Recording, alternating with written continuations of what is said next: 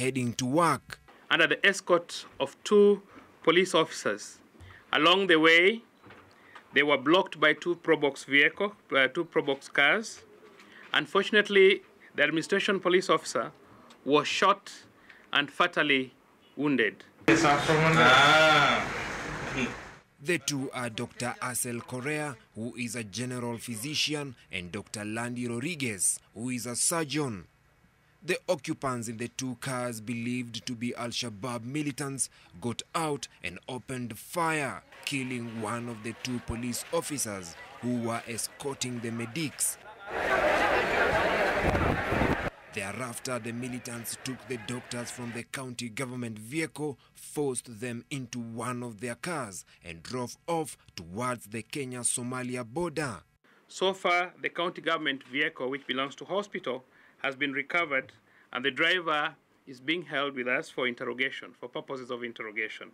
According to police spokesman Charles Owino, the perpetrators have managed to cross over to Somalia.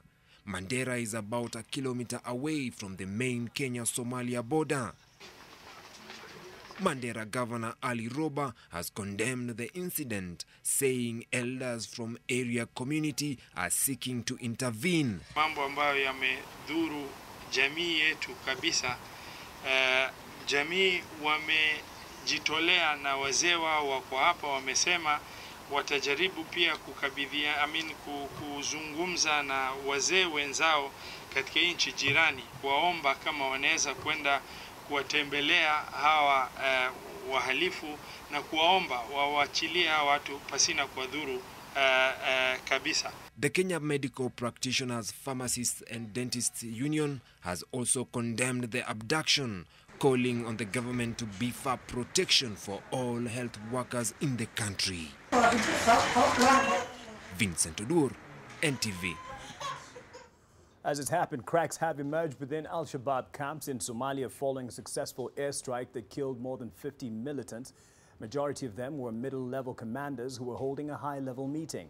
Sources within the camps indicate that the rift was occasioned by allegations of a setup and sellout from within and unhappiness between local and foreign fighters who are often sacrificed by the locals. Kenmi Jungu reports of mass defections and how the upset in the camp has dealt a huge blow to the militants.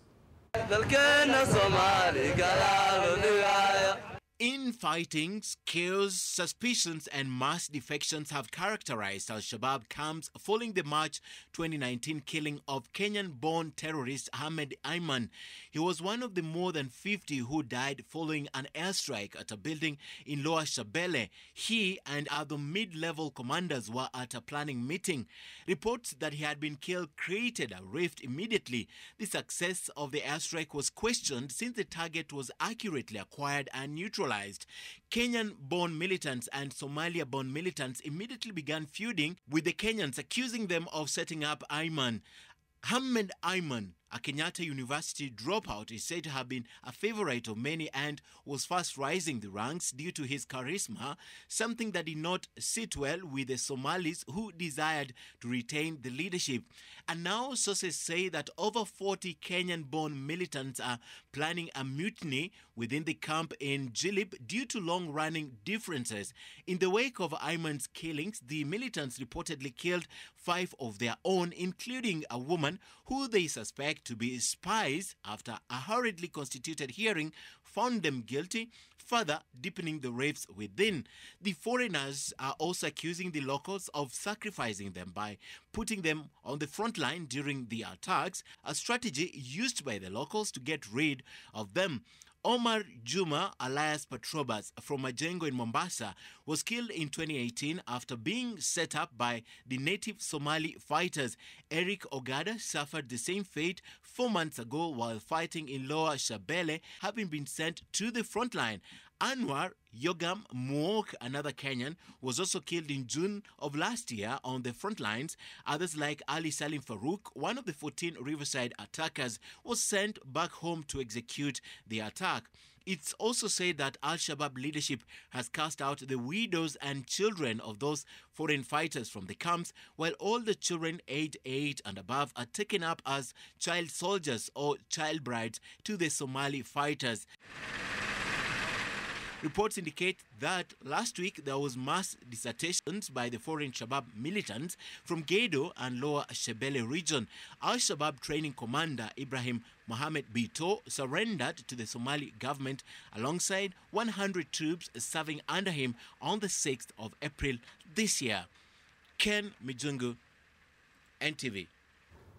Back home to a story that hits home for many. 15-year-old Ivan Obade's life hangs on the hope that his sister, who ran away from home in 2017, will resurface. The teenager urgently needs a bone marrow transplant to treat leukemia, and his only perfect match is his sister, who has been missing for 2 years now. Alice Auma fled from their aunt's home in Mukuru slum in Nairobi. Eunice Omolo reports on the plight of the young orphan who needs his sister so that he can live. Restless and writhing in pain, but fighting off the strength that comes from the hope of a painless tomorrow. Ivan Obade's life is a daily battle with cancer cells that deal blows to his body. He has been a patient here at the Mater Hospital in Nairobi for 6 months now, going through 10 of the 12 recommended chemotherapy cycles in a bid to manage the leukemia. You have better chances of getting similar genetic material from a relative other than a stranger, and to reduce the chances of rejection. He needs an urgent bone marrow transplant to treat his condition. However, the only perfect match is his long-lost sister, who disappeared without a trace about 2 years ago. The missing girl, Alice Auma, disappeared while informed too after asking for money for a school trip from her aunt, who they have lived with since the two were orphaned in 2014. Alimwambia nataka 6,000. Imejaribu mpaka hata zingine ilikopa ilipatia ameenda kulipa. Sasa vile alienda amesema ni ya wiki mzima. Hiyo wiki iliisha. Wiki kuisha imesema ai na huyu mtoto vile alisema ni wiki. Kwani hiyo masiku yote yako wapi? Watchman alimwambia wale watoto walienda trip. Haoni kama huyo mtoto alienda, wale walienda wamesharudi. Mary Aching, their aunt who sells boiled maize to fend for her family in Mukuru slums, could not take care of his needs.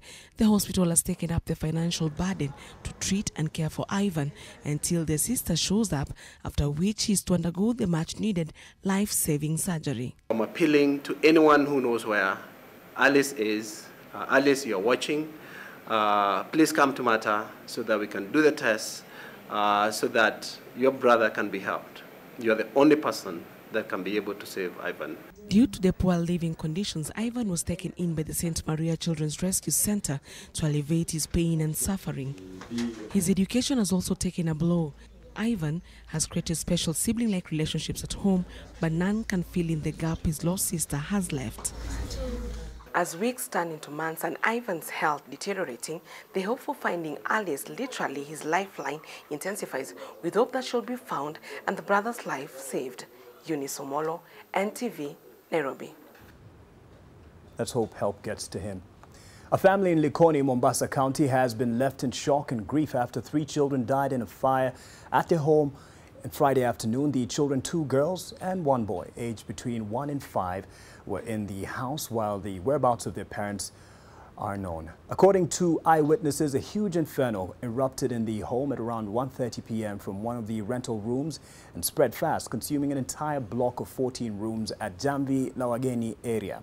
Efforts by the National Youth Fire Brigade to rescue the children were futile as the building's layout caused obstruction. The Likoni Deputy OCPD said the children were found after the fire was put out.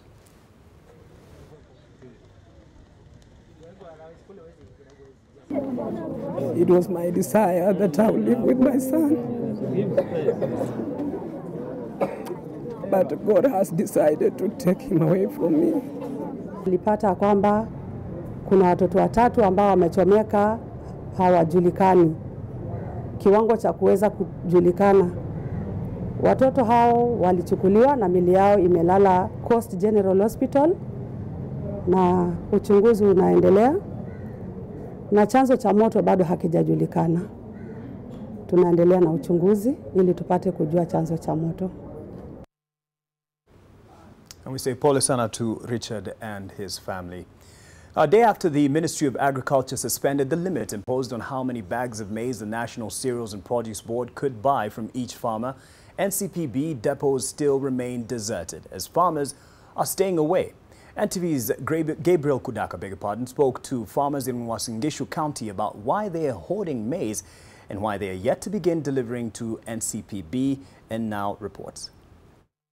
The National Cereals and Produce Board depot in Eldoret should have been busy today following Thursday's announcement that the limit of 400 bags per farmer had been lifted. But instead, the depot remains deserted as the farmers appear unmoved. Ni nini ilikuingilia chana wakasema leteni mahindi yenye bado iko kwa store. Mmetoa sili. Ulitumia nini wakati ule ulikataza watu walete mahindi? Mahindi ilisha. Na kama pato wanahitaji hiyo kidogo waweke pay 4,000 na walipe on delivery. As the price of maize continues to rise in the market, the Ministry of Agriculture has laid the blame solely on the farmers, accusing them of hoarding 13 million bags. Jana kusikia minister anasema leteni mahindi yenye bado iko kwa store. Kwa shilingi 2,500 na bei kwa mila sayari ni shilingi over 3,000 na inalipwa cash. Hii ingine inalipwa na inapewana na deni. Hii serikali inaona wapi? NCPB is buying a 90-kilogram bag of maize at 2,500 shillings, yet millers are buying the same for over 3,000 shillings, and there is a shortage of the commodity. About 2 months ago, this was the situation at the National Cereals and Produce Board depot in Eldoret, as long queues of trucks loaded with maize stretched several kilometers. But the capping that had been imposed on how much grain each farmer could deliver caused many of them to return home with their grain. Sijui nitafanya nini na ile mahindi ambaye cereals hawatapokea. The ministry, however, insists that it will not review the NCPB buying price, but urges farmers to release the maize in order to stabilize supply in the market and, in turn, offer relief for the consumer's pocket. Gabriel Kudaka, NTV. And what that means, higher cost for you as you want to get your unga. And in the same breath, the high cost of permits and licenses, in addition to the escalating cost of living, are siphoning life out of businesses in various parts of the country, pushing some out of operations. Some business owners say that despite increased options in accessing that hard-to-come-by credit for SMEs, the dwindling purchasing power of buyers is drastically reducing their margins. Lilian Kiaria takes us into the tough life that business persons are having to live to make that shilling. According to Kenya's Economic Update report by the World Bank, the country's economic growth will slow down to grow at a rate of 5.7% this year. This is being attributed to the poor performance of the agricultural sector. But Kenyans will not only feel the pinch in their food basket. Those operating private businesses are having quite a tough time. There are unnecessary long process, especially at the county, while trying to get the license. The operational fee for the license is 20,000 for this room. Yeah. So if we add plus the fire, because they insist that the fire is compulsory to pay, it goes to 24,500. Yeah, which according to me is a bit expensive. In 2016, we used to pay, our permit used to be 5,000, and then last year it was 9,500, and then this year it's 13,500. The harsh environment has seen many businesses look for alternative ways of easing the burden. And trying to bring goods over into the country, just the cost of taxes are just astronomical. And so that's why for us, for the most part, it's easier to bring the product through Uganda. The traders say that the number of customers has significantly dropped in the recent years, adding to the pain of the influx of cheaper substandard goods in the market. Last year, we would serve between 20 to 30 people per day. Today we serve maybe 10 to 15 people. So it's like half. The traders want the government to involve them when making policies which are set to ensure ease of business. Lilian Kiarie, NTV. From that gloomy picture of the cost of living and the environment for business here at home, let's lift up the spirits a bit with some fantastic photos and shots from Cairo, the Giza pyramids, I should say. And you're about to see the trophy, the AFCON trophy that is being taken to the arena, and where a lot of the focus will be. And we will be knowing who Kenya will be drawn up against. And yes, such a fantastic photo there. And in a bit, we'll know in the 24 teams, Kenya being one of them, who will be going up against who. And Warode Kiru has been looking down memory lane to look at how Kenya has performed in the past and what prospects are there for the future. After a 15-year absence, the national football team Harambee Stars is dancing its way back to the Africa Cup of Nations. The expansion of AFCON from 16 to 24 teams, the suspension of Sierra Leone from Group F, and memorable wins against Ghana and Ethiopia in Nairobi under coach Sebastien Minye all contributed to the AFCON ticket. This will be Kenya's 6th appearance at the Continental Extravaganza, and there's an interesting North African connection. In 4 of the 6 times Kenya has booked an AFCON ticket, the competition has been played in North Africa with Morocco, Algeria, Tunisia and now Egypt as hosts. Kenya has never gone past the group stages in its 5 AFCON appearances. Frenchman Sebastien Minye will coach Harambee Stars in Egypt 2019.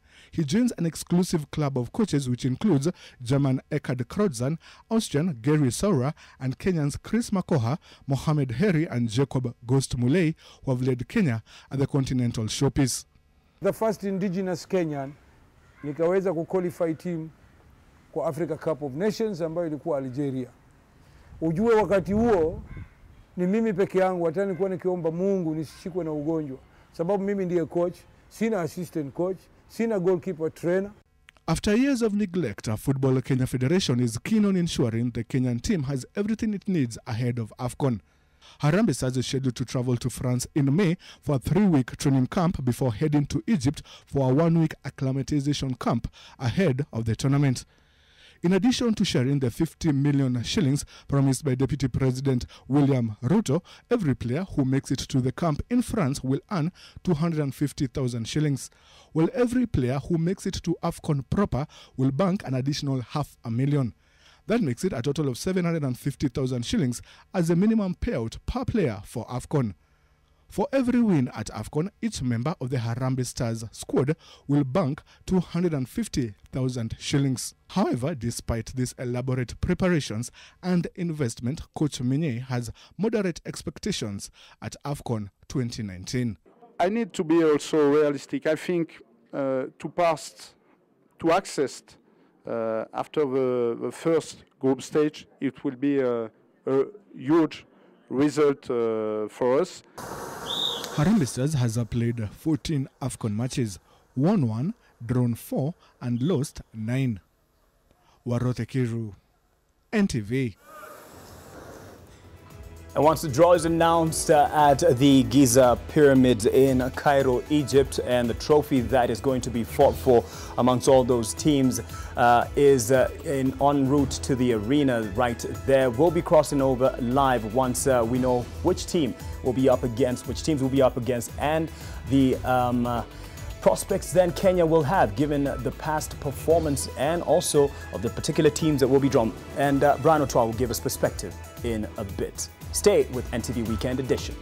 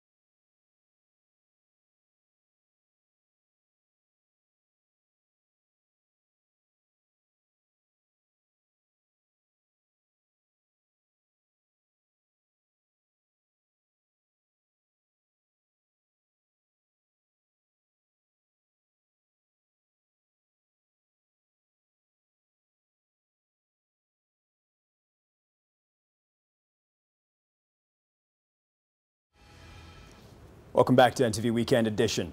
7 governors and 30 chief executive officers of state corporations should have stepped down from their positions for graft allegations following the President's State of the Nation address last week. I'm sure many of you agree.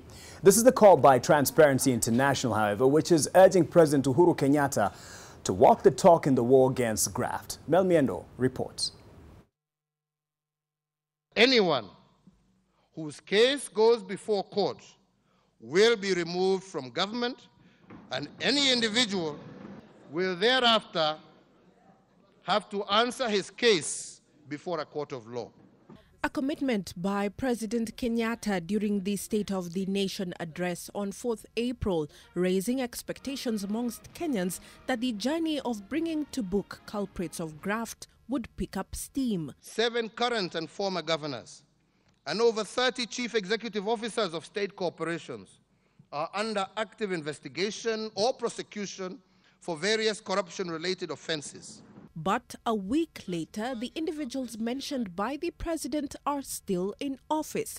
This stemming criticism from Transparency International that President Kenyatta is not following through on his commitments.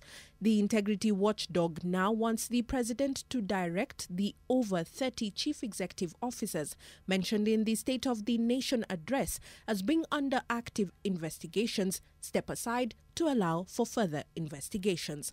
Furthermore, they are urging the president to take the war on graft a notch higher by revoking appointments of state officials arraigned in court. Transparency International has noted with dissatisfaction the failure by the president to implement past commitments in the war against graft since his maiden State of the Nation address in 2014. They include setting up a cabinet committee meant to return the country to prudence in public service, budgetary commitments to institutions involved in the fight against corruption, and commencement of lifestyle audits for public officials. They have also called out the head of state for failing to implement a 2015 report on reviewing the policy and legislative gaps in the fight against corruption. Among the legislations was the Whistleblower Protection Bill. Mel Miendo, NTV. Meanwhile, Siaya Senator James Orengo stayed clear of talk regarding ODM party losses in the recently held by-elections. I wonder why. Even as he remains a subject of criticism over the weakening might of the party. While at a funds drive, he, alongside other ODM leaders, reiterated their calls to President Uhuru Kenyatta to fire government officials implicated in graft. The leaders sought to assure the president of what they said is their full support in the fight against corruption. We will not adjourn the war on corruption because this is the agreement that we made with His Excellency Uhuru Kenyatta, that one of the things, the biggest subjects and objects under handshake is that we must slay the dragon of corruption. I think what is important is that they need even to look at Parliament equally with my colleagues. And I'm talking to the team of Tanga Tanga. And I want to tell them, Raila Amolo Odinga or the President Uhuru Kenyatta will never give them handouts on Friday. Our children and mothers are dying in Turkana because we are big thieves. You cannot expect the corrupt people to be the ones advising you on who is to investigate them. The investigation must be done by those who are given the task of doing the investigations, and they are independent commissions. Deputy President William Ruto has called for political calm within the Kalenjin communities, stating that his ambition for clinching the presidency come 2022 is still on track. The DP spoke to reassure his Rift Valley backyard that no amount of political witch hunting and distraction would deter him from becoming president after the retirement of President Uhuru Kenyatta. He spoke in Nandi County during the opening of the MSOS Teachers Training Institute. Mtu mwenye anasumbua sisi na hii fukufuku yake. Hii mtu hata hako na kiti ya akina mama. Tunataka tuambie Maina Kamanda, rudisha kiti ya akina mama ama uvae marinda ukue mama ndio uanze kusumbua sisi katika Jubilee. One of the leaders in this republic, Raila Odinga, told us he had only one bullet left. That was in round 1. That he had one bullet left. We went into the elections on 8th of August. He shot miss with his last bullet.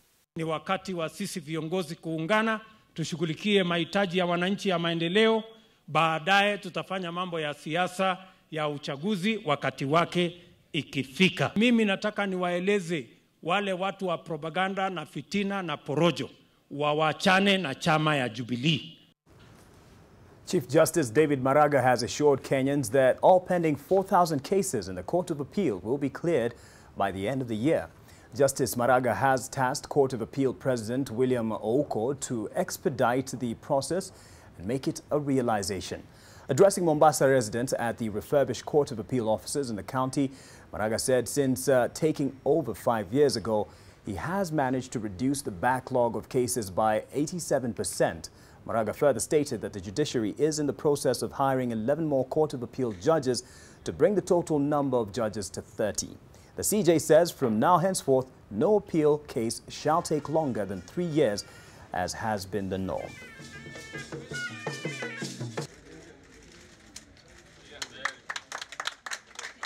The Honorable Makori to proceed with the rest. Investors walikuja ofisi yetu wakasema kama hatuwezi kufanya hii makesi upesi wataenda nchi zingine. Until we deal with this disease ya ufisadi hatutakaa salama.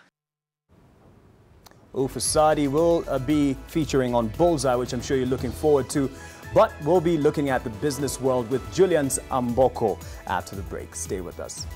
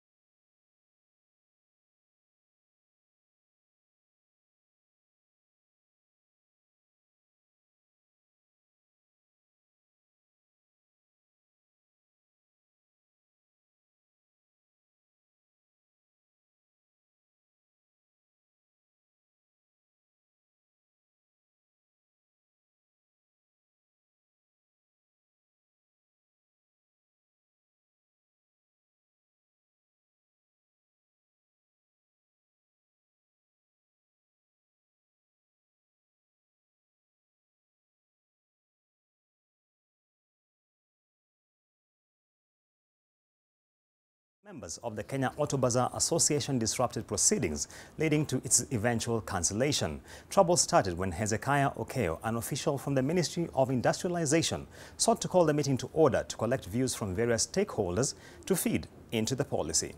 Just calm down, please. Yeah, we respect all stakeholders in the country. Just say off. Meeting done. Kenyans are listening. Kaba, we have met with you twice in the Ministry of Industrialization. The Cabinet Secretary has met with you at our technical level with a meeting I chaired with General Kepchumba and your team. Remember, we agreed very well, and you testified that this is the best meeting you have ever had. And we agreed on our way forward that now let's put everything we have agreed in writing. Did we agree? Did we agree? We never agreed. We never agreed. We never agreed. The Ministry of Industrialization is just being, they have ignored us. They have taken us for granted. We have seen them at the highest level within the ministry. The minister had even the guts to walk out on us. Yes. Yes. When we said our position, Munya walked out on us. Yes. And it's our employee. They are using KEMSA as the engine to finish us.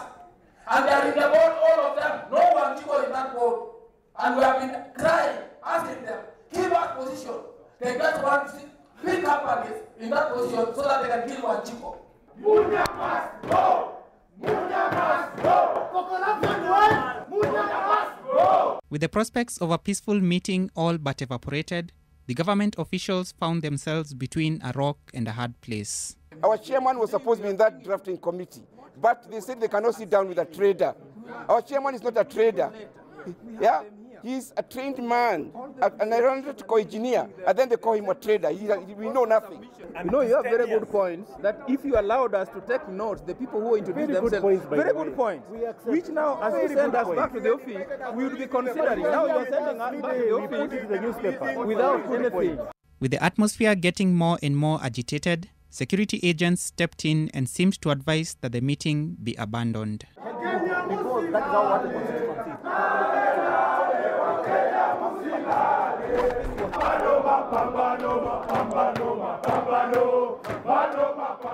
The Kaba people have not allowed us to hear other stakeholders, and therefore the meeting has not taken place. We are going to consult at the ministry, and we'll revert back to Kenyans on the way forward. To adopt or not to adopt the national automotive policy, that is what the Ministry of Industrialization will have to decide. But whichever way it chooses to go, engaging with all stakeholders in order to get a consensus on the next move will be paramount. Alex Mwangi, NTV. What a feisty meeting that was, but on to more peaceful matters. Migori County is set to host this year's World Monument Day at the Thimlich Ohinga Historical Site on the 18th of this month, a celebration which is expected to encourage local communities and individuals to consider the importance of cultural heritage. Investors have also been encouraged to put up hotels along the Muhuru Beach as it currently lies unproductive. The hotels will help boost the tourism of the county, as most potential tourists currently only pass through Migori as they proceed to Tanzania. A beautiful white sand beach in Muhuru Bay, lying unutilized a few kilometers away from the neighboring country, Tanzania. The locals and even the county government of Migori are now calling on both local and foreign investors to tap into the county's huge tourism potential through hotel business as a way of promoting investments in the blue economy and improve the general business environment in Muhuru Bay area. Sandi yetu ni kama ukiona na ile ya coast ya Mombasa, there's no big difference. Ni kama the same. So itatujenga tu sana kabisa. Kwa hiyo sehemu ikitengenezwa inakuwa ni sehemu poa sana ambayo inaweza ingiza pesa kubwa ndani ya Kenya yetu hapa hivi. Kwa watu ambao tuko hapa tunaweza tukafaidika sana, pia na kazi tunaweza kupata yani.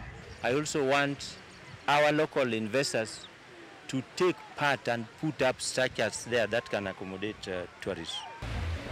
Since hospitality is among the crucial instruments in the tourism sector, it is believed that this white sandy beach in Muhuru Bay can make Migori County much more appealing to tourists who pass through the county as they proceed to Tanzania. As they visit Masai Mara, on their way back, they can also visit this side because they have nice beaches, and equally we have tourism cultural sites. where they can also visit and get to learn about the culture of the Luo people of Nyanza. Let investors come. There's a place, there's land. If you can get these big hotels, The county government of Migori is currently working ways of promoting attraction sites such as the Crying Stone in Kuria East, Mugabo Caves in Nyatike, Godkweru Religious Shrine in Suna West, the scenic beauty of islands in Lake Victoria, and Gogo Falls in Uriri. In Lichoinga, as we speak, we have opened up an access road there, and we have talked to the Kenya Power and Lighting to bring power there. Or we have put in our budget some money to put up some small facility there. And even the Ministry of Tourism is also helping us to put up some structures. Bernard Ojwang, NTV. And switching gears to matters regional trade, Kenya and Mauritius are now looking forward to the operationalization of the Africa Continental Free Trade Area to build on the momentum of the trade deal signed this week. Earlier in the week, Mauritius lifted the ban on importation of select fresh produce from Kenya, following talks during the President Uhuru Kenyatta's visit. The total trade between Mauritius and Kenya has increased steadily from 3.2 billion shillings in 2008 to 6.7 billion shillings last year. This month witnessed a historic movement for the Continental Free Trade Agreement because, again, as has been mentioned, we now have Gambia that have ratified as the 22nd African Union member, and as such, we can now move to operationalizing this agreement. Both Mauritius and Kenya fully share the belief that the CFTA will eliminate high tariffs, generate employment, especially for the growing young workforce, and harmonize the operations of our Africa regional economic communities. Now let's take a look at the capital markets, and a general decline in prices at the Nairobi Securities Exchange pushed the total value of stocks, also known as the market capitalization, further down to close Friday's trade at 2.36 trillion shillings. This trend has seen investors close the week with 24 billion shillings less than they did last week, as the market continued to moderate from the highs posted in February and March this year. The week, however, saw Scan Group's share price surge by as much as 70% on the back of the good results for the full year ended December 2018. The advertising and communication company grew its net earnings for the period by 28% to 612 million shillings, lifted by an 81% decline in its foreign exchange losses. The company's board has proposed a dividend payout of 1 shilling per share.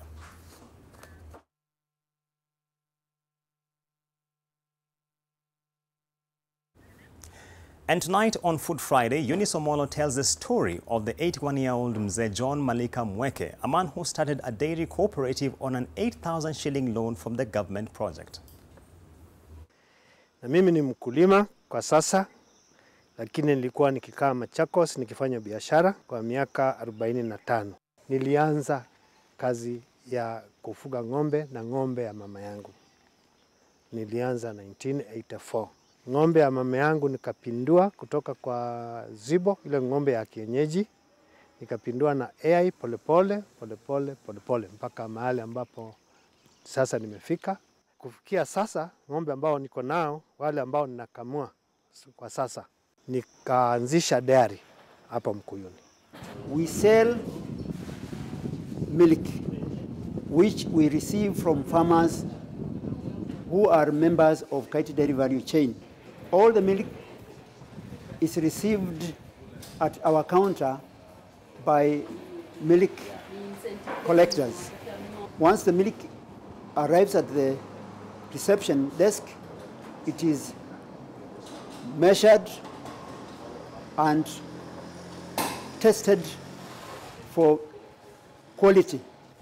We transport some of our milk to Makueni District Headquarters Water Market, where we have an ATM machine from where we sell our milk. We also sell our milk to institutions like schools, health centers, and neighboring marketplaces. Nilianzisha society inaitwa Universal Traders Sacco. na kama hiyo sako kuna mtu imesaidia sana, mimi ndio number 1. Nimekopa pesa mingi. Kufikia hata sasa ninaweza kukopa hata na simu. Because the smallholder farmer is the backbone of agriculture. They are the ones that have the small farms, but they are not able to stand on their own because of various vulnerabilities.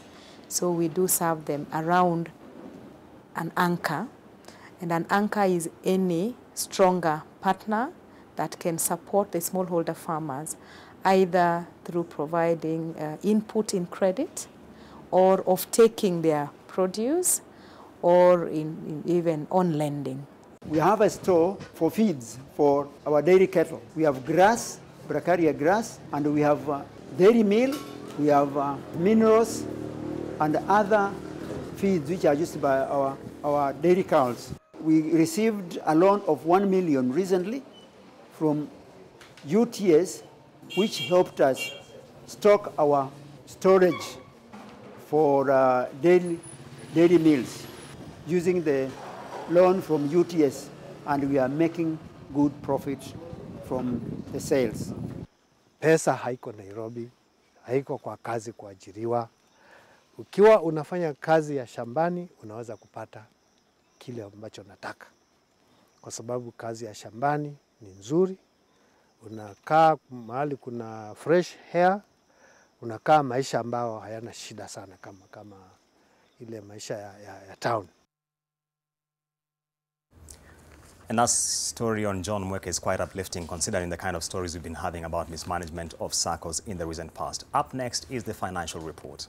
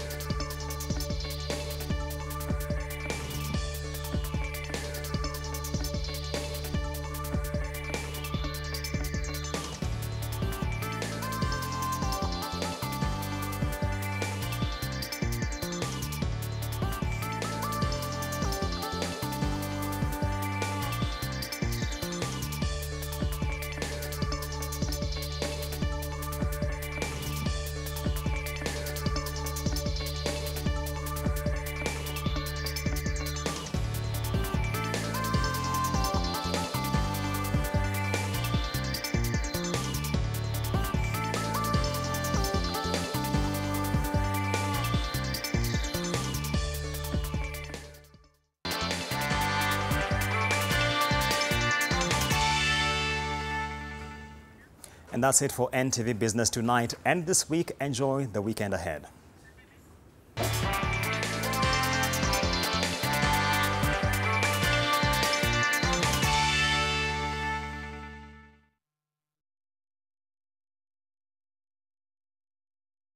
Sensitivity is a short, sharp pain that people experience.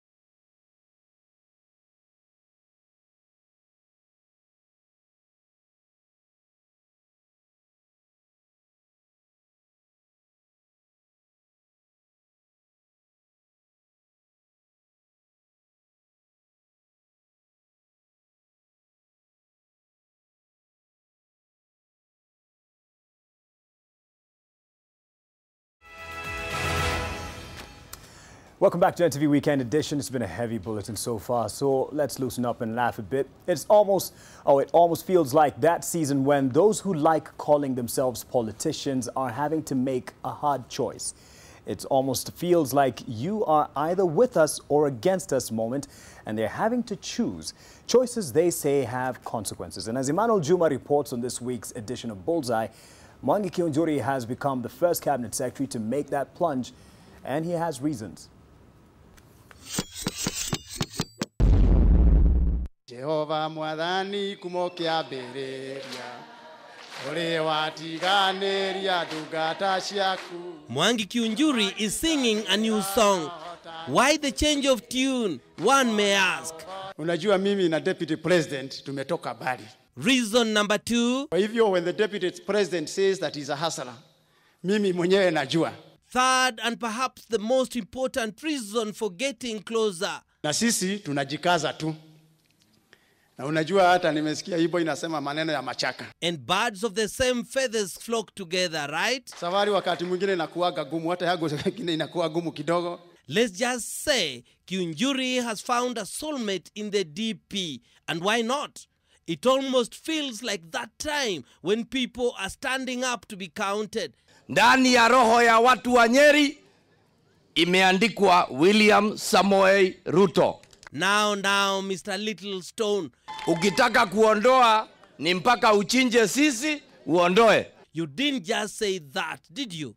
Na sio mimi naongea, ni wananchi wa kawaida. Wow, he'll make a good politician, one with psychophantic tendencies. Remember the days of Kanu Damu, Kanu Baba na Mama? Siasa ya dams zile ambazo sasa zimechacha ama zimepamba, manake si corruption, ni siasa. There is another one who believes Madam AJ feels rejuvenated, almost new.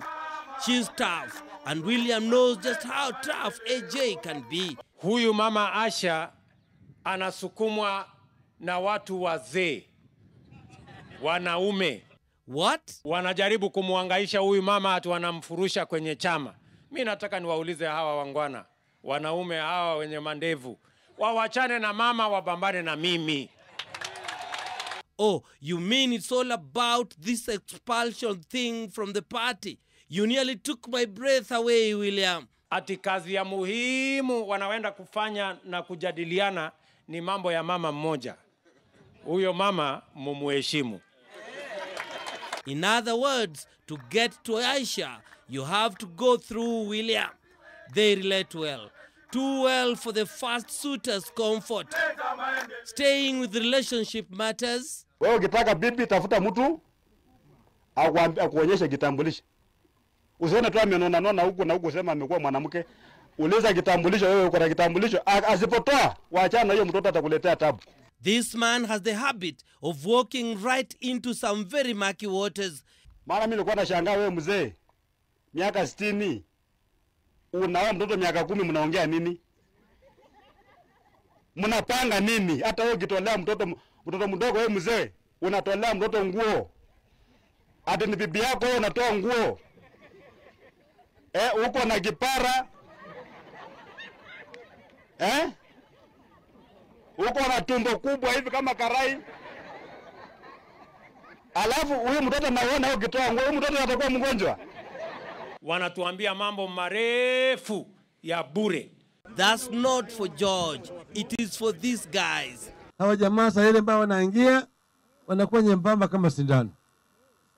Lakini baada ya mwaka moja amepura kama ile kupe ambayo imefyonza damu ya ng'ombe. Sasa tulisema hawa watu tutapiga naye. Sasa wewe umeshindwa na kupanga mambo ya upinzani, ya makelele na kupinga na mdomo. Wewe utakuja kutupangia mambo ya kuendesha serikali kwa njia gani? And then there was this. Tukisema ukweli, nani si mwizi Kenya? Tukianzia juu mpaka chini, corruption from up to down. Do I hear some silence? As for IT2, wale tulikuwa naita walevi, siku hizi sio walevi, siku hizi wako chonjo. He can't just keep quiet about the achievements of his car sober program. We have a problem here though, baba yao. Shida yao kubwa sana walikuwa wanataka ni wahonge. Okay, and members of our county assembly have also not been too friendly with each other. Hata kama walinyoroshana huko, wanaume kazi yao ni kunyoroshana. Kwa hivyo hiyo sio kitu, kunyoroshana hiyo ni kawaida. Hiyo ni kawaida, hakuna yule alikuwa anabeba mtoto akiwa huko. Bwana AG, what do you think? Na nyinyi wananchi wote tushikiriane na yes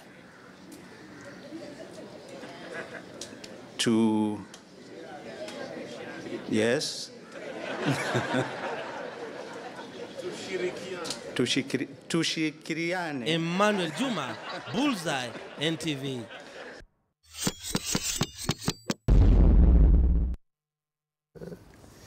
AG, pole sana.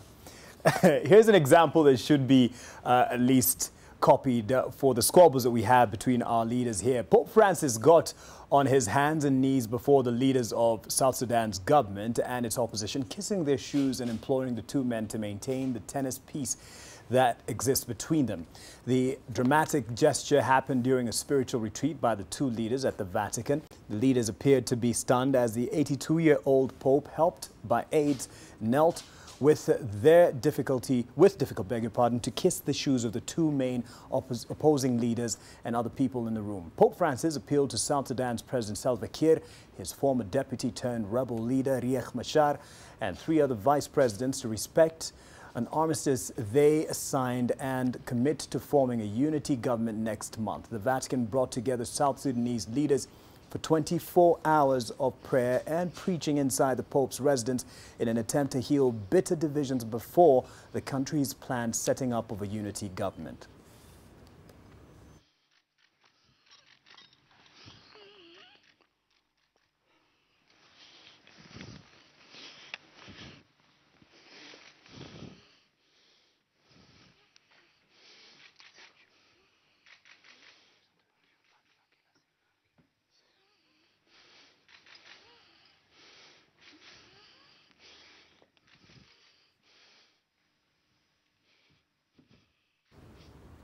And to something we need to look forward to from tomorrow's paper.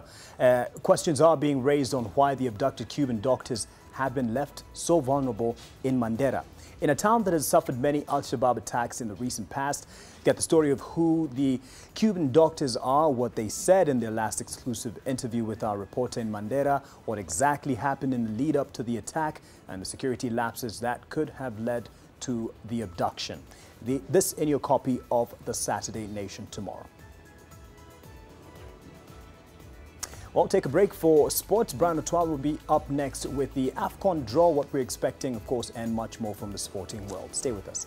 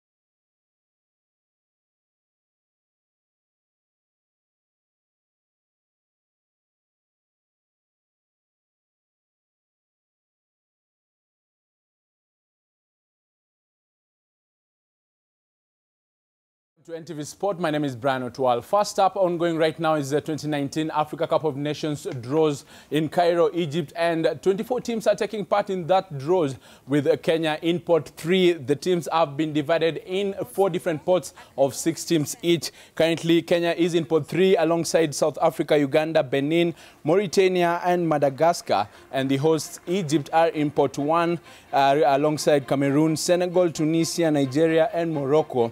Pot 2 has DR Congo, Ghana, Mali, Ivory Coast, and Guinea, as well as Algeria, while pot 4 has Zimbabwe, Namibia, Guinea-Bissau, Angola, Tanzania, and Burundi. 4 East African countries are in this competition as well. 10 winners, that is former champions, 10 former champions are in this year's edition that will be in Cairo, Egypt. And the pots were determined by the latest FIFA rankings so far in the released by FIFA last week. So we'll be getting to know where Kenya is.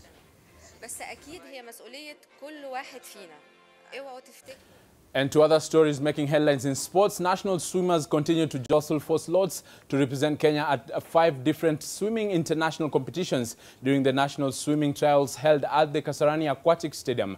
For the first time, Kenya Swimming Federation is selecting teams that will participate in Senior World Championships in Korea, World University Games in Napoli, Italy, Africa Games in Casablanca, Morocco, World Junior Championship in Budapest, and Africa Junior Championships in Tunisia. In a peak of the day's preliminary results, Monyo Maina led in the boys' 400 meters individuals medley, with Lubaina Ali winning the girls' event. Isa Mohammed won the boys' 50 meters butterfly, with Emily Muteti victorious in the girls' event. The boys' 100 meters breaststroke had Samuel Ndonga shining, with Rebecca Kamau topping in the girls' category.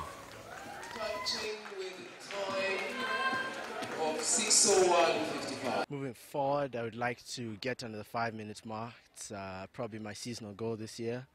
It would be very good. It would place me very well in Kenya and even in Canada where I swim. So far, it's been all right. It hasn't been my best performance ever, but it's been good. I've been close to my PBs. This is the first time in Kenya that we're having selection trials for swimming, so that's an achievement in itself. And we have all the top swimmers from across the world. All the diaspora swimmers are here. That in itself speaks for something. So we have our top cream here, and they are aiming to get onto those teams. They understand the challenge. We are not yet there, but we are putting structures in place to ensure that we are developing our swimmers with the intent of getting to the podium on the international stage. And lack of sports infrastructure has been a thorn in the flesh of sports lovers in the county of Nairobi, with City, Nyayo and Kasarani stadiums out of commission and the various estate grounds not up to scratch. This is bound to change as the Nairobi City County has undertaken to build 5 new state-of-the-art stadia. Tonight, we place our spotlight on the Dandora Stadium. What you see is a construction of a stadium. But what the Dandora Stadium in Embakasi North constituency, Nairobi County, really represents is the building of a dream.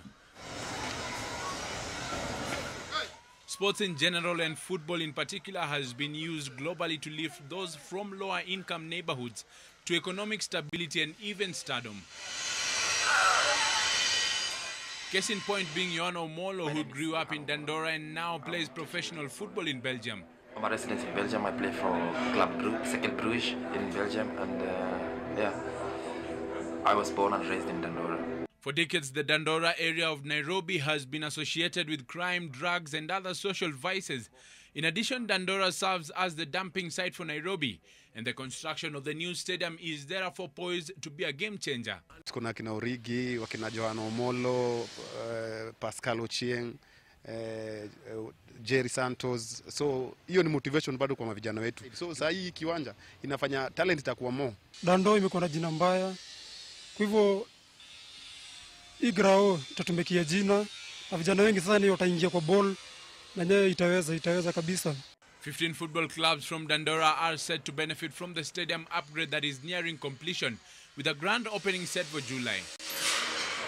According to the contractor, the Dandora Stadium will have a seating capacity of 12,000 and will boast of an artificial turf, modern changing rooms and floodlights.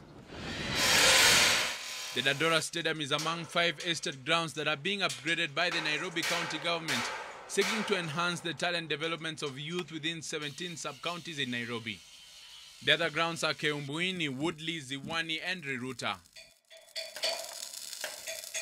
And hoping that matches will come to Dandora, because if you know that City Stadium has been banned to host any international game, including our Premier League.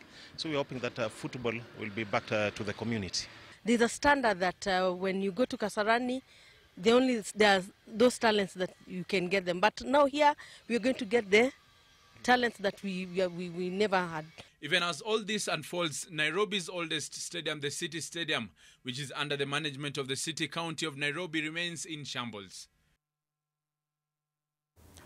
And Kenya will be aiming to move further away from the relegation zone as they play England, USA and Wales at the Singapore Sevens in the World Sevens Series. The Kenyan Premier League resumes on Sunday following midweek action. This as Lenana and Nairobi schools held their annual golf tournament at the Karen Golf Club. Beg your pardon. Shujaa continues their battle against relegation when they play at the Singapore Sevens leg of the World Rugby Sevens Series. Kenya plays England at 5:44 a.m. on Saturday, then meet series leaders the United States at 9:34 a.m. before wrapping up their Pool C matches against fellow relegation contenders Wales at 12:38 p.m. Back home, the Enterprise Cup enters the quarter-final stage on Saturday, with Kenya Harlequins hosting Kenyatta University's Black Blood. Impala welcome Wamba, Kabras are at home against Nondis, and KCB face Nakuru at the Lions' Den in Ruaraka. Now, following the midweek action, the Kenyan Premier League resumes on Sunday with 8 matches lined up. There will be a double-header in Machakos, with Posta Rangers clashing with Mount Kenya and KCB facing second place Sofapaka. In selected matches, third place Bandari play Western Steamer while Tusker battle with Kariobangi Sharks. Over 200 golfers converged at the Karen Golf Club for the annual tournament featuring all students from Lenana and Nairobi schools. The two institutions have been traditional rivals in sporting activities since the 1940s, and this year's event was also a celebration of Lenana School's 70th anniversary celebrations, as well as a means to raise funds to help in the completion of an 18-hole Lenana School public golf course. And former Boston Marathon champion Sharon Cherop will be participating in her first international race after her maternity leave on Monday when she features in the Boston Marathon. Paris Marathon champion Betsy Saina will also be in the frame. NTV Sport caught up with the duo ahead of their departure to America. Mwaka huu nitaenda kukimbia Boston Marathon. Nashukuru Mungu sana kwa maana nimeweza kurudi baada ya maternity leave. Najua kurudi kwangu kutoka maternity leave, hii ni race yangu ya kwanza kubwa baada ya maternity leave. Nilikimbia Eldoret City Marathon kama jinsi ya kurudisha mwili na kupata mwelekeo kwa bora, nijue hata mwili yangu imerudi baada ya hiyo muda. I've been in Kenya from December 4th up to today, training for Boston. So, you know, like all the time, especially for me who am physically based in the US, I've tasted the success of coming home and training here. And, you know, after last year, I just decided to come back again to get ready for Boston. So everything has been great. Laser Hill have dethroned Upper Hill High School as Brookside Term 1 National Secondary School Rugby Sevens champions. Saturday will see Dagoretti High School feature in the boys basketball as well as Rugby 15s, while Kaya Tiwi will be looking to shine at home. Ida Waringa has more from the second last day of the school game action. Brookside Term 1 Games in association with Brookside Dairy. The Brookside Term 1 Games are winding down in Mombasa as teams bag tickets to the East African Secondary School Games in Tanzania. Upper Hill are the new National Secondary School Rugby Sevens champions after stunning defending champions Laser Hill 10-5 in the final. Kiapoa because it is good to represent Kenya, shule na pia ourselves, so we are confident to go. Lazima tuchukue bado the same thing. Dagoretti High, who finished last in their 2018 pool, had a point to prove this year, and they are through to the final after beating Alliance High 66-44 in the boys basketball semis. Sasa this year tumekuja tumejua tu venye last year tulifanyiwa haiwezi fanyika tena. They will meet defending champions Laser Hill, who cruised to an 82-53 win over Agoro Sari. In the girls' basketball, former champions Buru Buru beat Tigoi 59-47 and will meet Kaya Tiwi after the title holders saw off St. Bridget's 70-38. In the rugby 15s, Dagoretti High School thrashed Kangaroo 33-0, while Kakamega beat Alliance 22-3 to set up a tasty final showdown. In girls hockey, Misiku beat Nyamira 2-0 and will meet St. John's in the final after the Saints edged Kerugoya 2-1. It went to the wire for the boys as Friends School Kamusinga beat Meru School 3-0 in a shootout after a 1-1 draw. They will duel it out with St. Anthony's, who beat St. Charles Luanga 2-0. Newcomers Mbooni, who beat Mangu 19-5 in the boys' handball semi, have been given a chance for redemption in the final as they meet 10-time champions Kimilili for the second time in the competition after the 10-time champions saw off White House 31-7. Saturday will be D-Day. It will be a mix of youth and experience in the different finals to determine who will come out top in the country. As for today, the victors of the Rugby Sevens are determined. Ida Warenga for NTV here in Mombasa. Gwoko! Gwoko! Brookside and Strathmore University are calling out on young.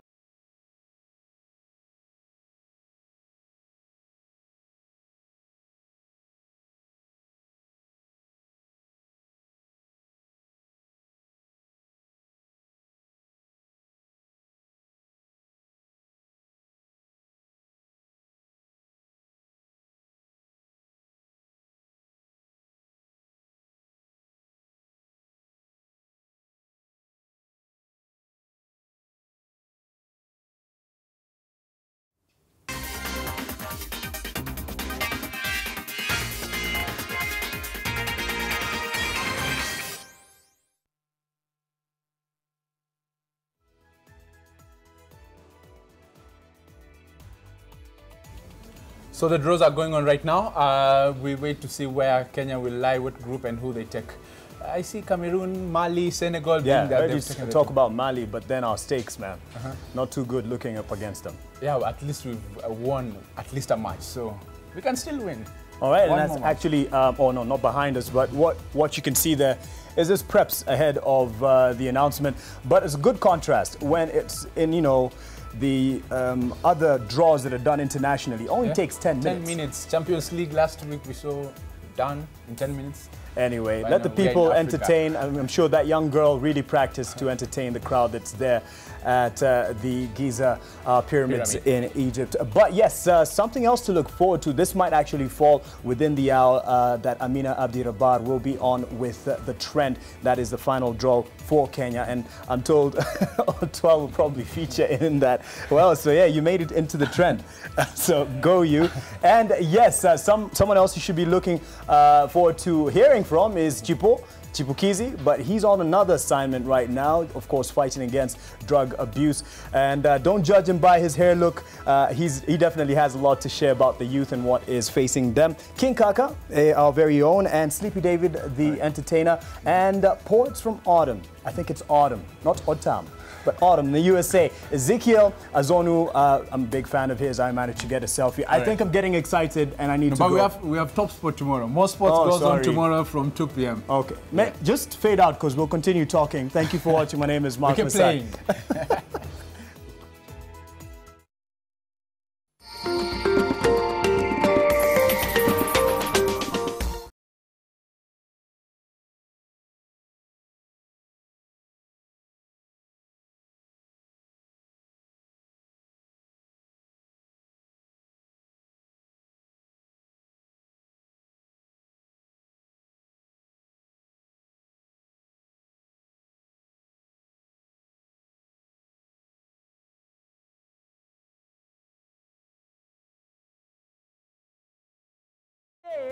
My name is Joroge na kama kawa ukisikia ni furahi de unajua leo tunapeana TV kenene 40 inch na si kimoja TV gapi biri tutura ke winners. And remember, every Monday one person will walk away na a trip for two to Mombasa, Diani, na huko Mara, Elementaita, a place of your choice, courtesy of Bonfire Adventures. Na kila weekday, shopping voucher na si moja ine worth 2,500. And for you to win, all you need to do is simply look out for questions every hour on what you have watched. The questions will be as easy as ABC. Alafu unachukua simu yako, reply 1 or 2 ukianza na word win to 20686. SMS hailipishwi, endelea kuwatch ugoje kushinda.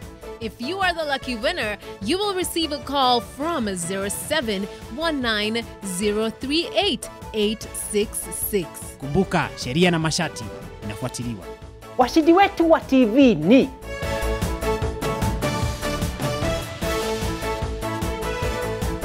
washindi wa vouchers za leo ni